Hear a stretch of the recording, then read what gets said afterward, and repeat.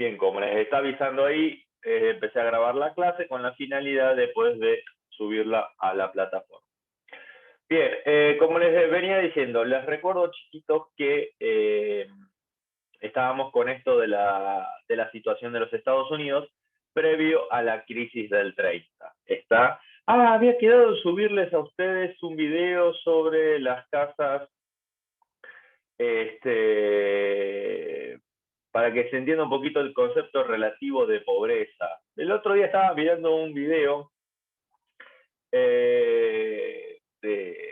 nuevamente estaba mirando otro video de Orlando que me llamó la atención porque justamente hablaba de los barrios más pobres de Orlando, ¿no? Entonces, a ver, esto tiene que ver, viene de la mano de decir qué se entiende por pobreza. Y yo les dije que la pobreza es un concepto bastante relativo que toma sentido en el contexto, es decir, en el lugar donde nosotros analizamos. No es lo mismo el pobre en Estados Unidos que el pobre acá en la Argentina. Son conceptos completamente diferentes, es decir, son parámetros totalmente diferentes, pero bueno, aún así son pobres, pero pobres en el contexto en el cual se desarrolla. Estaba viendo otro video y me acordé de ustedes, pero bueno, nada, quedé en publicarles que lo voy a hacer ahora cuando termine la clase, no se hagan nada. A ver, ya que estamos.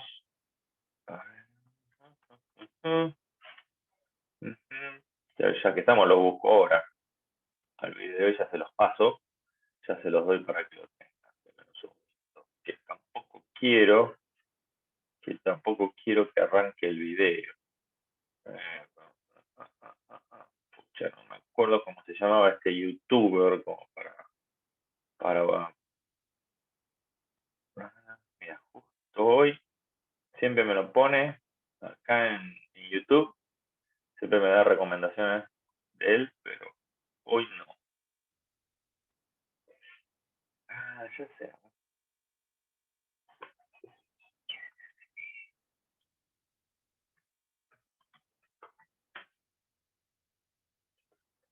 Acá está, lo encontré. Ahí acá lo encontré también.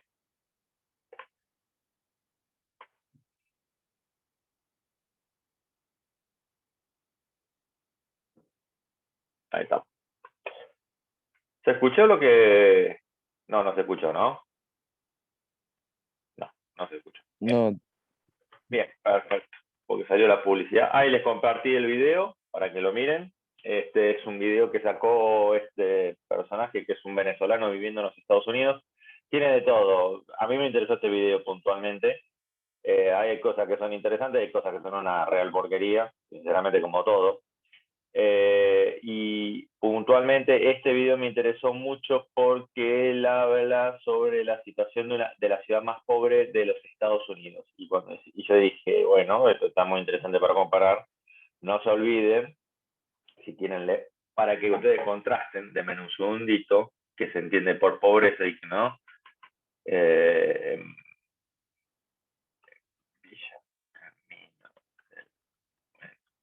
Ahí les comparto.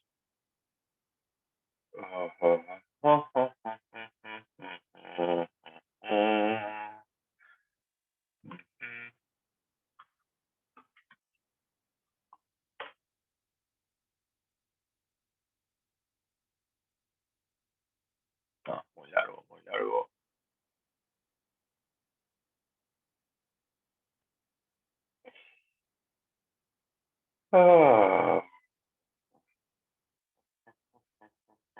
Estoy buscando un video de una villa para que se lo puedan ver y comparar, para que se den cuenta de lo que estamos hablando de un lado y de lo que estamos hablando del otro. Bueno, ahora en un rato yo busco un buen video y se los paso, para que puedan tener una comparación entre una cosa y la otra. Bien, chiquitos, ahora sí.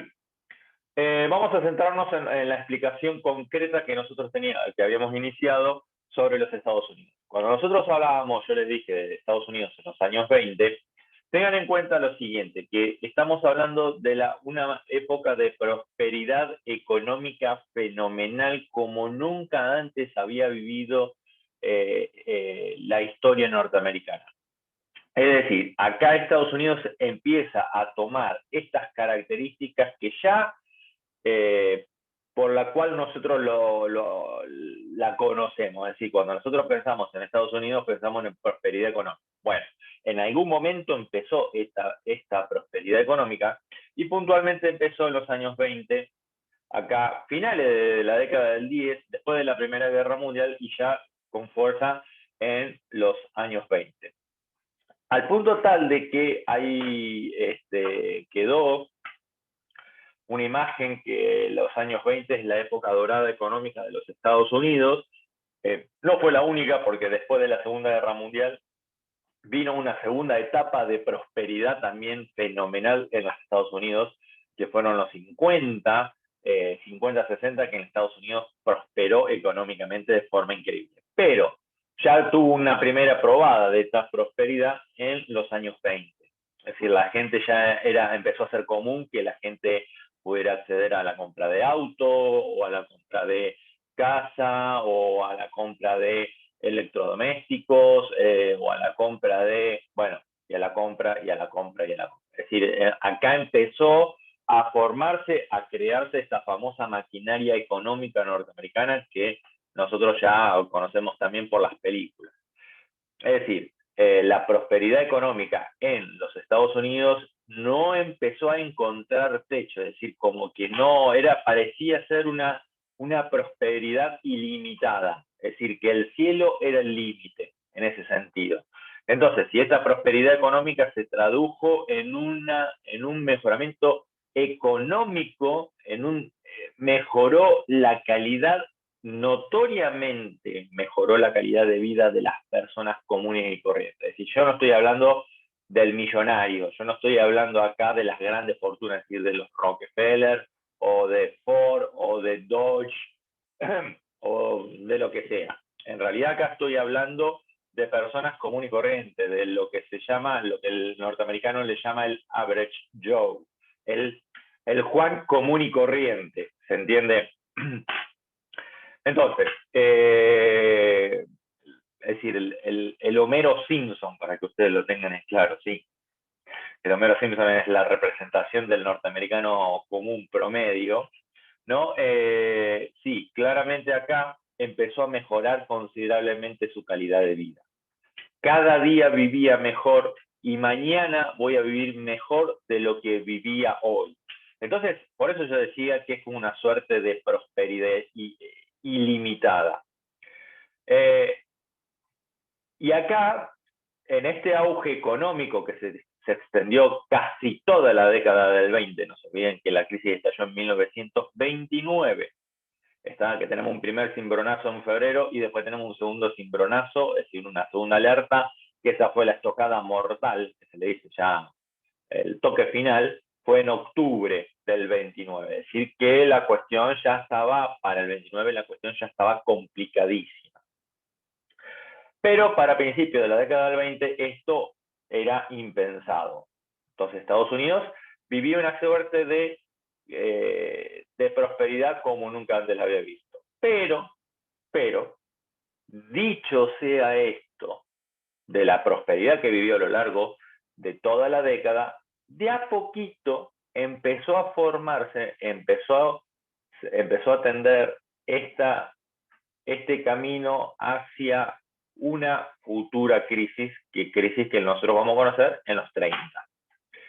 Bien, acá nos remitimos puntualmente a la primera consigna, que es la 1A, o sí, ¿no? A ver, vamos a ver. ¿Tienen ahí el manual a mano? Chicos, están, ¿no? Bueno, no hay Ahí problema lo busco, con profe. estar. ¿Eh? Bueno, Ahí lo busco.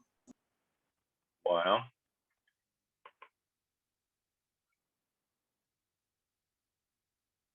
Decirle a Melissa que no hay problema. bueno, pues. Dame un segundito, que no, lo voy a encontrar, acá estamos. No, me pasé, pero qué increíble. Acá está. Bien, la 1A, exactamente. ¿Cuáles fueron las señales de alarma de la crisis? Bien, dicho esto, que de este contexto de prosperidad económica, la realidad es que empezaron, uno rastreando, encuentra estas famosas señales de alarma. A ver, ¿cuál fue la primera? ¿Se acuerdan que yo les había dicho que la economía es un gran tablero con muchísimos focos, ¿no? Que en la década del 20 la gran mayoría de los focos en la economía norteamericana estaban en verde, es decir, que estaban en prosperidad absoluta, pero había algunos focos en rojo. Bueno, el primer foco en rojo que se prendió fue el campo. El campo fue el primero ya tempranamente, ya a principio de la década del 20, en notar en algo muy focalizado del campo. En realidad era un problema muy focalizado en el campo. Es decir, ¿cuál fue el problema de por qué el campo? Bueno, muy simple, años anteriores se había expandido la producción agraria norteamericana debido a la Primera Guerra Mundial.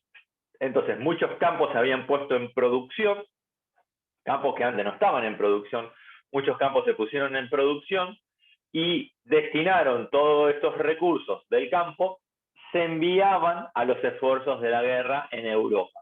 ¿Se entiende? Para alimentar las tropas aliadas, que todavía no son propiamente dicho las propias tropas aliadas, eso va a ser en la Segunda Guerra Mundial, pero bueno, para que me vayan a entender. Es decir, para alimentar a las tropas francesas, a las tropas inglesas, etcétera. Entonces, la idea era justamente que todos estos recursos se destinaban para Europa, porque aparte había otro problema. ¿Cuál era el otro problema? Claro, Europa estaba en guerra, entonces Europa dejó de producir todos estos alimentos. ¿Entendés? Entonces tenías que salir a comprarlos a nivel internacional. Y en ese sentido, Estados Unidos abastecía de alimentos. También hubo otro que abasteció de alimento en esa época. ¿Qué otro país abastecía de alimento a los esfuerzos de la guerra?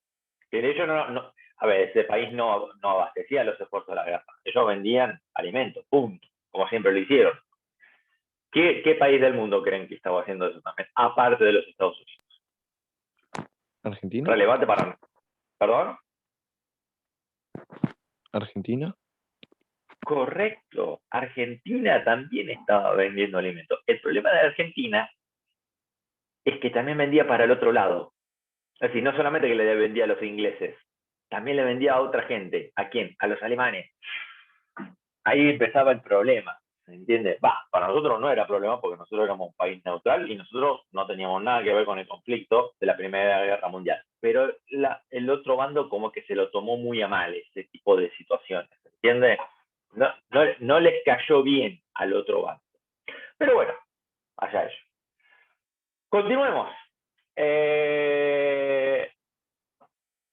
Entonces, el campo fue el primero en sentir la crisis. Y ustedes me dirán, ¿por qué? Y por una cuestión muy sencilla. Al finalizar al finalizar la Primera Guerra Mundial, la situación es que estos países europeos que habían estado en guerra, Francia, Inglaterra, Italia, Alemania, Austria, etcétera, etcétera, que estuvieron en guerra y que su población había estado peleando en las trincheras, bueno, toda esta gente volvió a su casa, retornó a sus hogares y empezaron a reactivar las economías en cada uno de los países.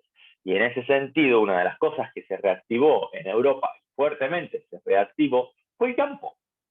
Entonces, Francia, Inglaterra, que eran los principales compradores de las materias primas a los Estados Unidos, y ya le deja de comprar en gran cantidad. ¿Por qué? Y porque ahora lo empezó a producir, de vuelta lo empezó a producir ellos. Y en consecuencia ya no tiene la necesidad de seguir comprándole este tipo de materia prima a los Estados Unidos. Y el problema es que justamente acá, ya hacia 1920, se produce un excedente de producción que provocó la caída de la materia prima a nivel internacional. Es decir, el valor del trigo, el valor del maíz, el valor, bueno, y el valor se entiende, ¿no? de esta producción de alimentos, se fue a pique. Y ahí está la cuestión, ¿no? Obviamente esto también afectó a la Argentina, pero no lo afectó gravemente. Todavía no lo afectó gravemente. Pero en los Estados Unidos sí. Y sumado a que se produjo esta situación de crisis debido a la caída del excedente de producción y debido en consecuencia a la caída de precios, acá es donde empieza el famoso éxodo rural. Y que sumado a esta situación hay que sumarle otra situación más, que fue, no sé por qué, pero justo en esos años se produjo una sequía fenomenal en los campos norteamericanos, lo cual provocó pero fue algo inusual, fue algo, y sinceramente fue un daño ecológico, pero a niveles increíbles, que se produjo una sequía que se transformó todo prácticamente en una suerte de desierto. Entonces, acá es donde el campo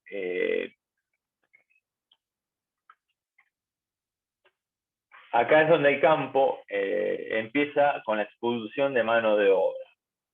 ¿Está?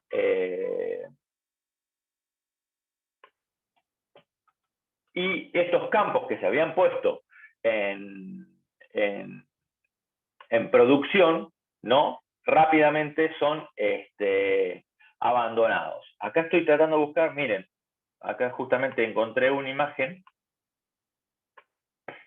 del famoso, ellos le llaman, esta situación de sequía le llamaron el Dust Wall, que acá, si ustedes miran, acá lo dice Dust Wall, que ¿qué significó el famoso Dust Wall? Dust es como una suerte no, perdón, dust es sequía, ¿no? Y bowl es como una suerte de tazón, que ellos le llaman el Super Bowl, que es el super tazón, bueno, nada. Como que se transformó toda esta área en un gran tazón desértico, ¿no? De polvo, por eso dust. Bien, esto es algo que afectó mucho a los Estados Unidos en aquella época, es decir, se conjugaron las dos cosas a la vez en los Estados Unidos. Fue raro, pero se dio, sí. Esta gran expansión del campo norteamericano se vio seriamente perjudicada y rápidamente se tiene que contraer. Bien, esa fue la primera señal de alarma que se encendió en los Estados Unidos. La segunda señal de alarma que se encendió en los Estados Unidos fue ¿quién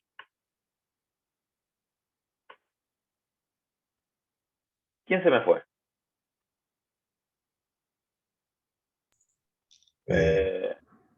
¿Alguien se me fue? Bueno, no sé qué habrá pasado.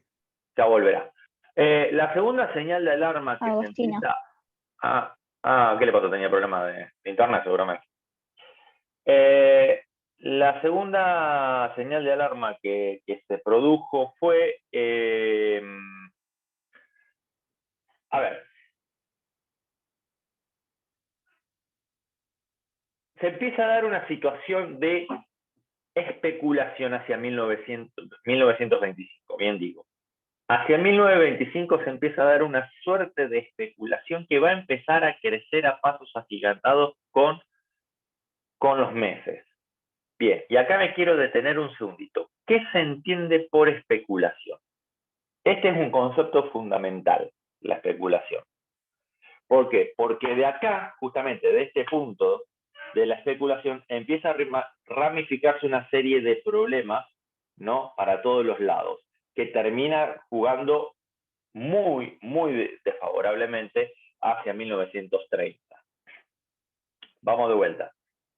¿Qué es la especulación? ¿Quién me puede decir? Teorizar a futuro, A ver, Marco, o repetí. bueno, no sé si necesariamente a futuro. Sí, es a futuro la cuestión. Teorizar cómo va a ser el futuro en base a tu realidad actual. Bueno, vos lo utilizaste de una forma que no está mal, es decir, ejemplo, ¿qué va a pasar con el coronavirus de acá en los próximos meses? Y puede llegar a pasar esto. Bueno, fantástico. Eso es especular. como bien dijo Marco. Pero la especulación no solamente se refiere a preguntar qué va a pasar con el coronavirus. También la especulación se la utiliza para ganar dinero. ¿Se entiende? Y acá una pregunta, o un ejemplo les voy a dar. ¿Qué va a pasar con el dólar de acá a fin de año? Y el dólar acá a fin de año va a estar a 200, va a estar a 170 o va a estar a 161 como está ahora. Bueno, eso es especular también.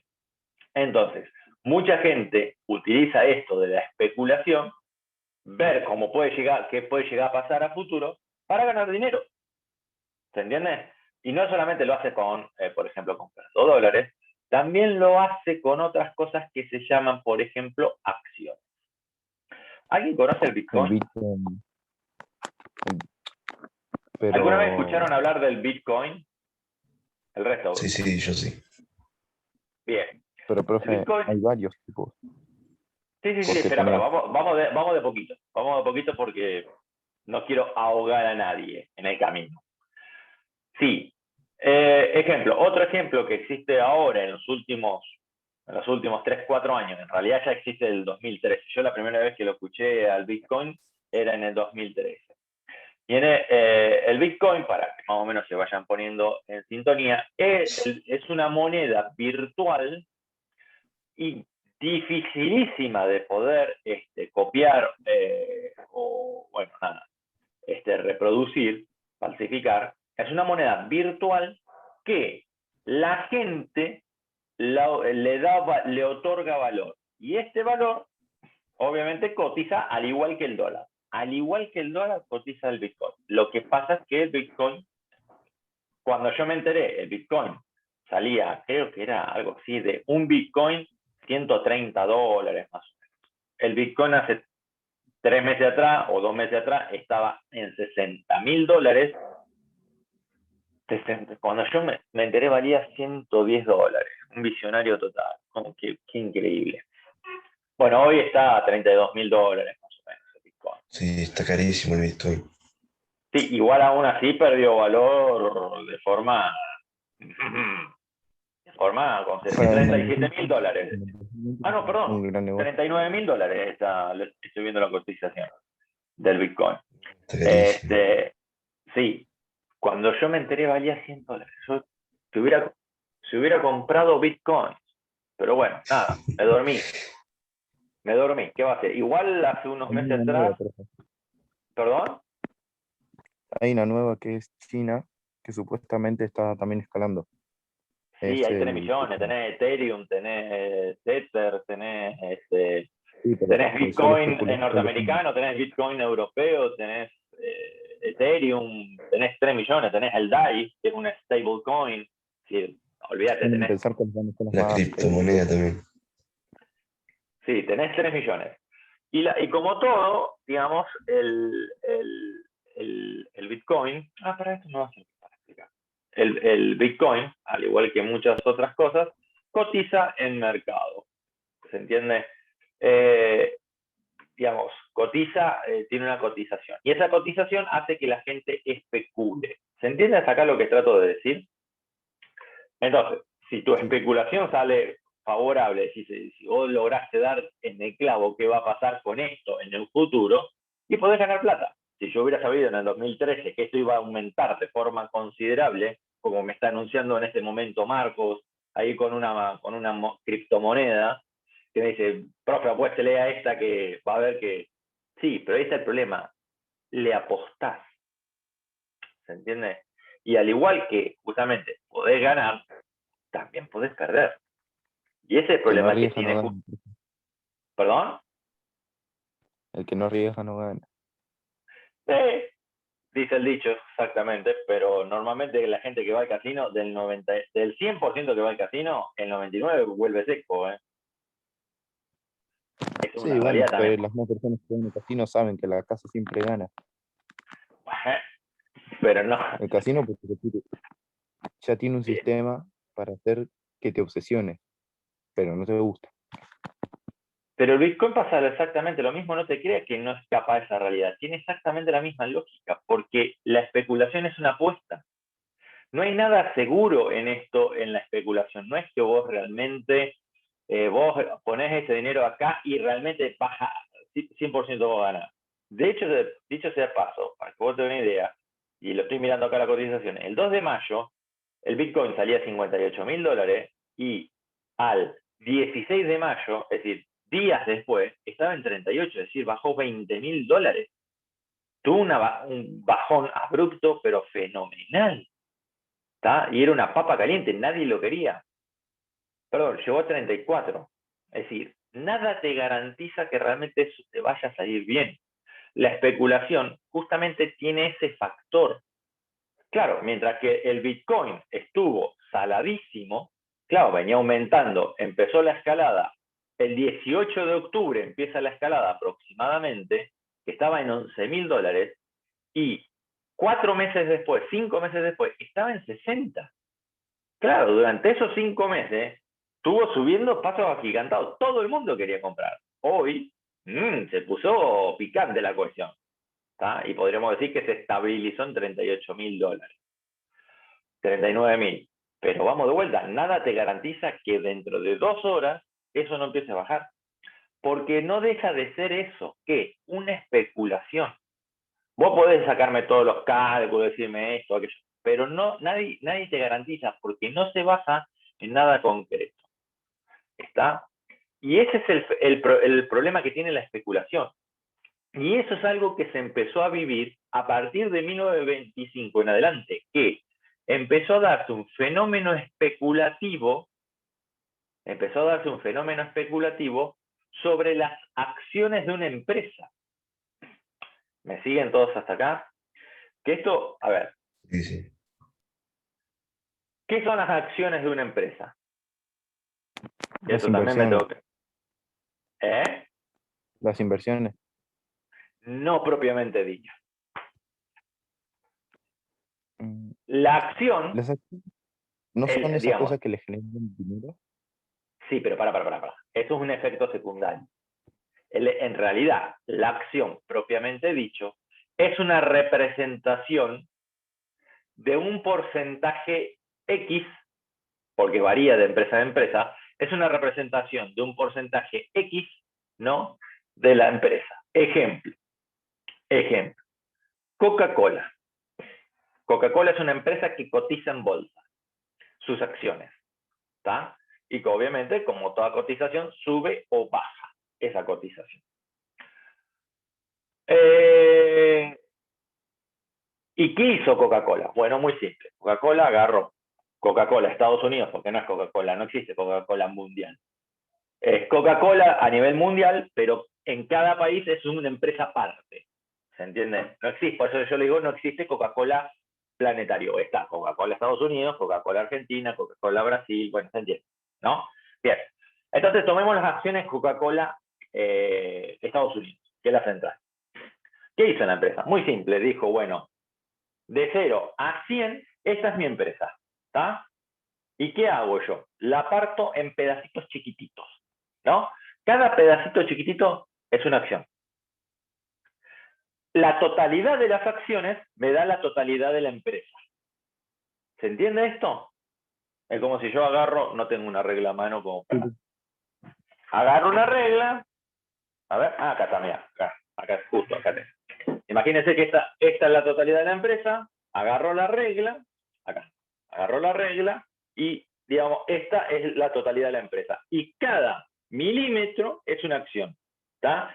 Hay algunos que tienen hasta acá de acciones, otros tienen hasta acá de acciones, otros tienen hasta acá de acciones. Bueno, mientras más acciones tengas, mientras más acciones acumules, más un porcentaje mayor de la empresa tenés. ¿Se entiende? Entonces, si uno compra una acción, una sola acción, ¿qué porcentaje de la empresa tenés? Y prácticamente milimétrica es la cuestión.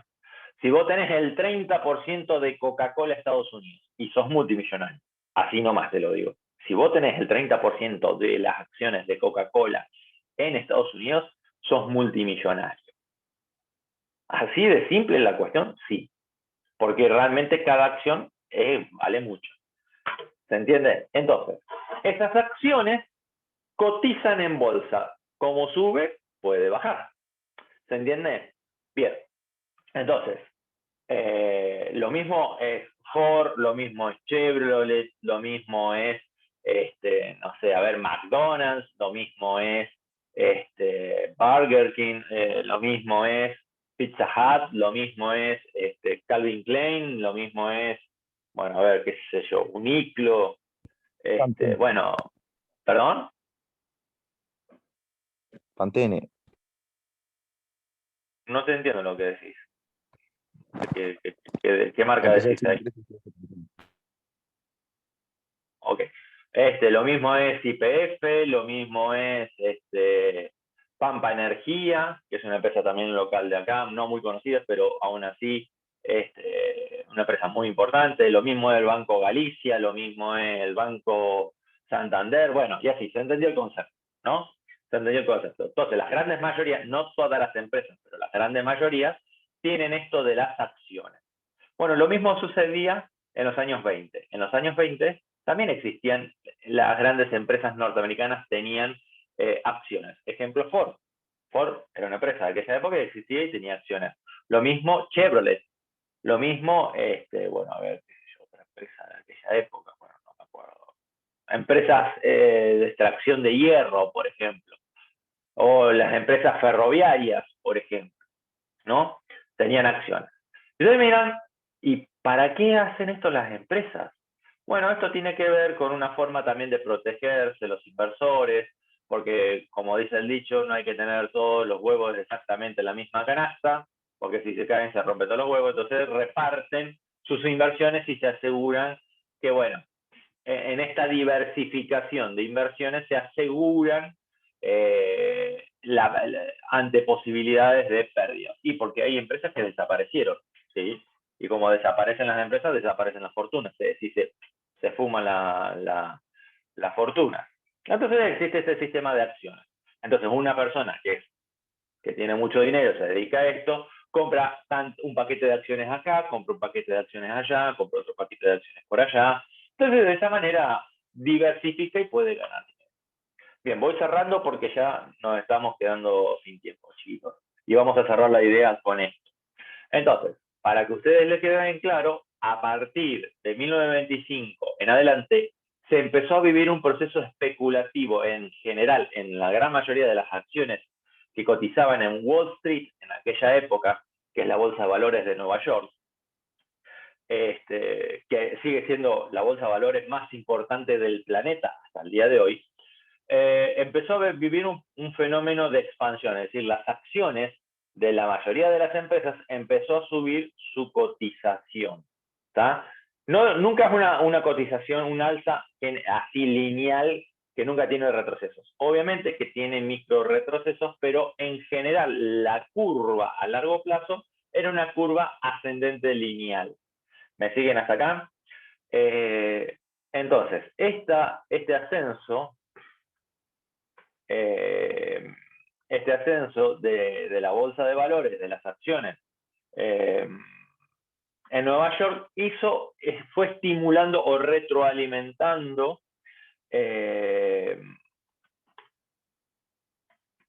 este fenómeno de la especulación. A ver, estoy buscando una gráfica de aquella época. No, me fui a cualquiera. Dame un segundito, por favor. Acá, imágenes. A ver si es esto. Pareciera que sí, pero no se ve nada, lamentablemente.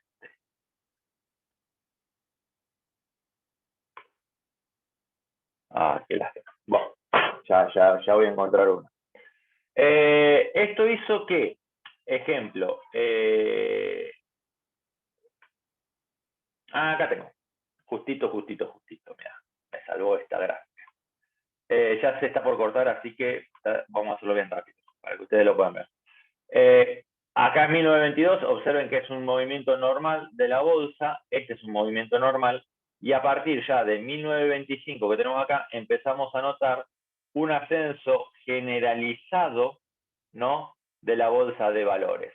Acá tenemos el primer cimbronazo, que fue febrero, y hasta acá llegó 1929, septiembre del 29, donde se produjo el colapso, y acá se produjo una caída fenomenal de las acciones. De hecho, no tengo la segunda parte, que es a partir de 1930, pero la caída de esa línea roja es fenomenal. Llegó, yo creo que me parece que llegaba hasta acá, más o menos, de forma muy, muy abrupta. ¿Tá? Entonces, lo que nosotros notamos que a partir de 1925 en adelante se produce esta alza